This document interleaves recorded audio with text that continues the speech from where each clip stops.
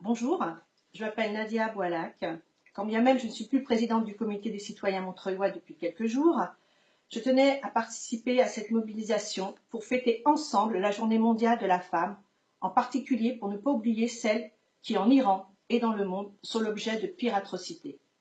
Je remercie ainsi le Conseil national de la résistance qui me permet de m'exprimer ce soir. Cette journée nous permet de nous arrêter un moment et de nous poser des questions sur la condition de la femme dans le monde. Quelle place sont-elles? Comment vivent-elles?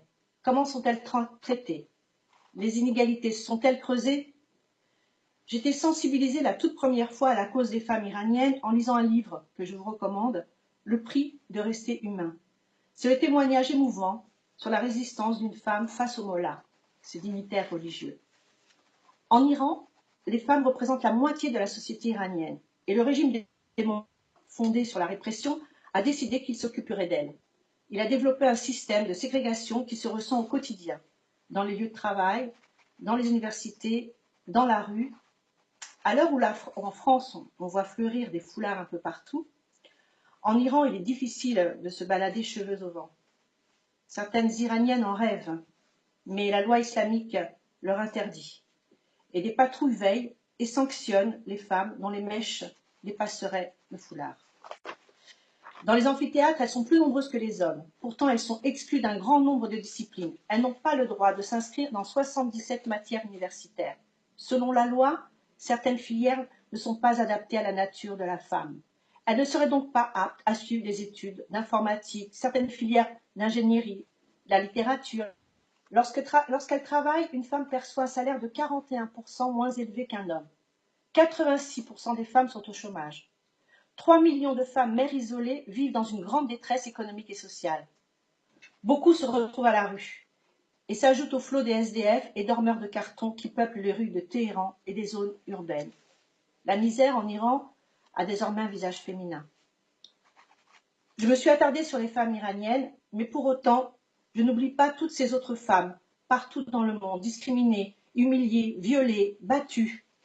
Le Yémen est sans doute parmi les pires endroits au monde pour la condition féminine. Selon la loi du pays, les femmes n'ont pas le droit de témoigner car elles ne sont pas considérées comme des personnes entières devant la justice. En Inde, la loi indienne exige aux agentes féminines de porter des casques de sécurité et ce pour des raisons esthétiques. En effet, selon la loi du pays, une femme a le droit de ne pas porter un casque en moto afin qu'elle puisse préserver sa coiffure et son maquillage. Résultat, le taux de mortalité des femmes dans les accidents de deux roues a plus que doublé. En Afghanistan, selon la loi afghane, les hommes ne doivent pas entendre le pas des femmes. Pour cette raison, la législation du pays interdit aux femmes de porter des souliers à talons. Il est aussi interdit aux femmes de se maquiller, de se faire soigner par un médecin homme, de parler ou de serrer la main des hommes. En Somalie, la femme n'a pas le droit de porter un soutien-gorge, car ce dernier provoque des désirs, trompe l'état naturel des seins et accentue les formes féminines. Au Nigeria, un homme marié a le droit de battre sa femme pour la corriger. Et n'oublions pas toutes ces femmes en otage et victimes de Boko Haram. Au Liban, une victime de viol peut être forcée d'épouser son violeur. Aux Philippines, les femmes ne peuvent pas divorcer, car le divorce ne fait pas partie des motifs de séparation d'un couple mentionnés dans le code de la famille. En Arabie saoudite, interdit aux femmes de conduire. Un responsable religieux justifie cette loi par le fait que la conduite affecte les ovaires et que les femmes qui conduisent de manière continue ont des enfants qui souffrent de troubles cliniques. Une fois que j'ai dressé ce tableau effarant des conditions de la vie des femmes dans le monde, je dirais qu'il ne faut pas perdre espoir, car il y a de l'espoir, cet espoir qui vibre dans la force et le courage des femmes qui résistent. Pensons à Malala, prix Nobel de la paix, laissée pour morte par les talibans alors qu'elle rentrait à l'école et qui est devenue un symbole de la lutte pour les droits de femmes. En Iran, elles sont en première ligne dans les manifestations, les protestations, les grèves, les campagnes de défense des droits humains. Elles sont présentes en force dans la résistance, une résistance qui pratique l'égalité depuis 20 ans, l'arme la plus efficace contre l'intégrisme islamiste. Une résistance qui compte dans son parlement en exil, le Conseil national de la résistance iranienne, 52% de femmes, et qui a élu à sa présidence une femme, Mariam Rajavi. Quel symbole, quel espoir aussi. Nous, les femmes occidentales, préservons-nous d'être des donneuses de leçons. N'oublions pas qu'une femme peut disposer de son corps seulement depuis 1975. Elle reprend disposition de son corps, de sa sexualité et maîtrise sa fécondité. Les inégalités au travail sont encore aujourd'hui criantes.